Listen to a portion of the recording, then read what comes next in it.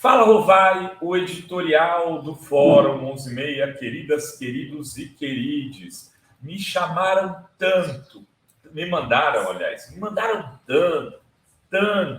tanto ir para Cuba, que os meus amigos cubanos resolveram me convidar para o segundo colóquio sobre internet promovido em Cuba.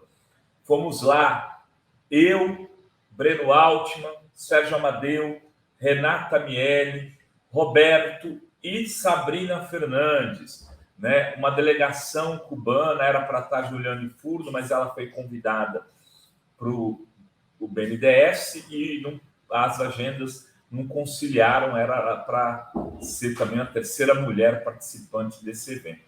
Foi um evento bastante interessante, tinha gente da América Latina inteira, aproximadamente umas 40, 50 pessoas, e também da Índia, da China, dos Estados Unidos, de várias partes do planeta, e discutindo o poder das plataformas, essa guerra semiótica, e como Cuba e outros países, e a esquerda e o campo progressista, precisam enfrentar essas novas dinâmicas, né, do capitalismo, e que influenciam na distribuição de liberdade, de renda, de justiça social, né? Foi um evento muito legal e eu quero trazer algumas coisas, não mais do evento, mas talvez do próprio país de Cuba, do que está acontecendo,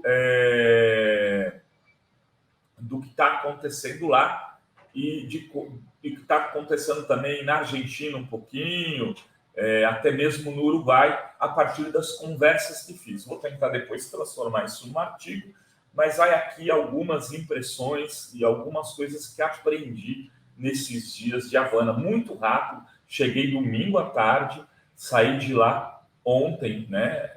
Na verdade, quarta pela manhã, e cheguei no Brasil quinta pela manhã, ou seja, tudo muito corrido. Primeiro, né, tivemos um encontro com o Dias-Canel, o pronúncio sempre me atrapalha, e ele organizou uma recepção para convidar, só para os convidados, no Palácio, né, do governo de Cuba, e ele fez uma fala muito rápida, né, muito diferente do Fidel e do Raul, uma fala muito rápida, de uns 10, 15 minutos, onde falou sobre a situação do país, que hoje vive um problema inflacionário, um aumento da pobreza e da miséria, e aí eu vou explicar por quê, e também sobre o colóquio. Ele tinha assistido o colóquio e interagiu, inclusive, com algumas das pessoas e do conteúdo que as pessoas tinham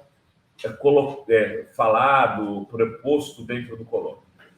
Em relação à situação atual do país, o Dias-Canel atribui algumas questões. A principal é em relação aos decretos, às decisões, né, de sanção a Cuba. Não me engano, envolvem algo como 250 sanções a Cuba, realizadas pelo Trump nos últimos dias da sua presidência.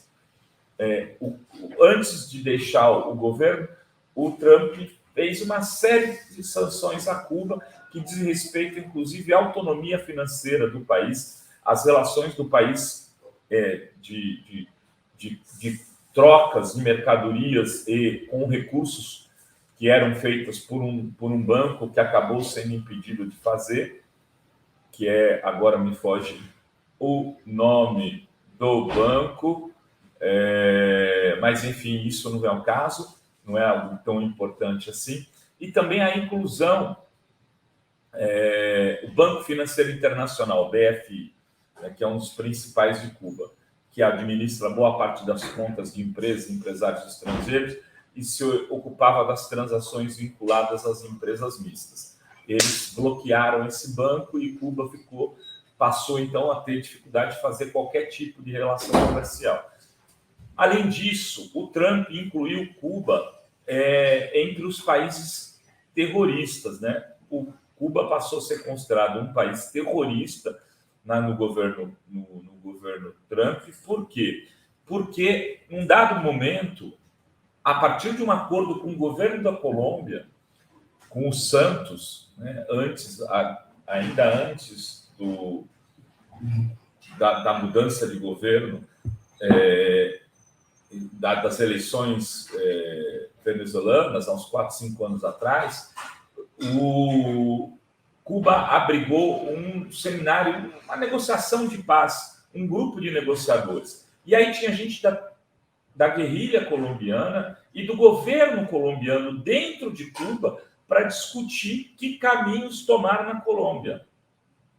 Isso na gestão do Santos, que foi anterior à do presidente que endureceu, e agora tem o Petros, que se reelegeu. O Petros atualmente já reconhece que não tem nada de terrorismo em ter sido mediado. Tem que ter a ilha ter mediado aqueles encontros. Há elementos de sobra para mostrar que o governo colombiano foi quem pediu a Cuba para fazer isso, como Estado, para realizar como um Estado, num espaço neutro, né, essas reuniões. E o governo cubano só aceitou o pedido do Estado colombiano. E aí foi incluído como Estado terrorista. Isso, junto com uma série de outras sanções, né, estão impedindo Cuba de realizar, ter relações comerciais com outros países. Não precisa ser os Estados Unidos, mas com outros também, porque quem realiza negociação com um país terrorista pode entrar na lista de país terrorista também, como Cuba entrou. Então, a situação se agravou depois dessas sanções, por um lado. Por outro, porque teve a pandemia e boa parte dos ingressos, né, financeiros de dólares em Cuba tem a ver com turismo. Na pandemia, o turismo ruiu e aí se ficou também sem esses ingressos. Como também, de uma maneira não tão volumosa, mas o fim dos mais médicos acabou criando também mais um problema para o balanço orçamentário comercial de Cuba, né? Porque o Bolsonaro chega, dispensa 5 mil médicos e havia um acordo entre países. Uma parte significativa desses recursos iam para Cuba como forma de compensar a formação humana, técnica, etc., dos médicos que aqui estavam servindo ao Brasil e trabalhando nos postos onde os médicos brasileiros não querem ir. Então, hoje a situação é muito complicada, é uma situação muito semelhante ao período especial na década de 90, quando teve a dissolução da União Soviética, e por isso há uma insatisfação grande em relação ao governo até.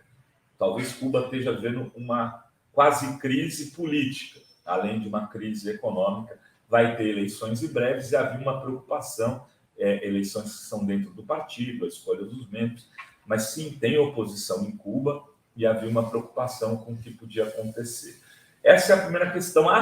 Capítulo Argentina, aqui de forma rápida.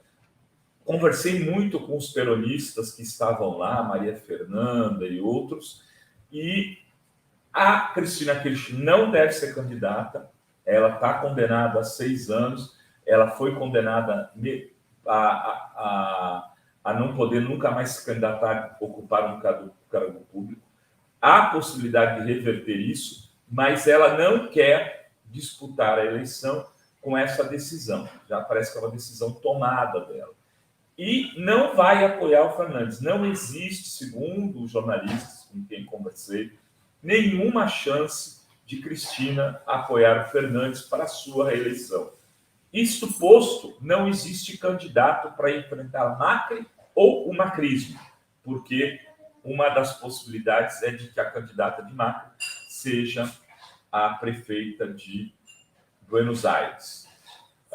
Uruguai, o capítulo Uruguai. O Uruguai tem eleições no próximo ano. Há uma possibilidade grande da volta da Frente Ampla ao poder.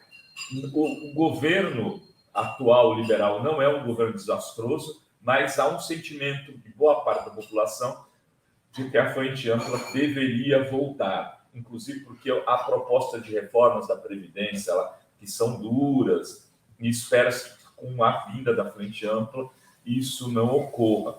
E aí o prefeito de Montevidéu é o principal nome dessa volta da Frente Ampla. Enfim, as cadeiras estão se mexendo na América Latina, mas há uma chance grande da volta da direita na Argentina ao poder, o que é uma notícia ruim, e, por outro lado, a volta do projeto da Frente Ampla de centro-esquerda no Uruguai, o que é uma notícia boa. Notícia ruim em relação a Cuba é que a situação econômica do país é uma das piores das últimas décadas. A notícia boa de Cuba é que, com o fim da pandemia, volta-se a ter os recursos do turismo e, talvez, com a volta do Mais Médicos, também volte-se a ter os recursos desse programa que podem melhorar um pouco a situação, mas que continuará ruim se pelo menos essas sanções impostas pelo Trump não forem parte delas revogadas pelo Biden, e se Cuba não for retirada da lista de países terroristas pelo atual presidente americano. Ficamos por aqui com as informações daquele que foi para Cuba, depois de tanto alguns pedirem para que isso acontecesse. Era isso que tínhamos para hoje nesse Fala Rovai. Beijos, beijos e beijos a todas, todos e todos.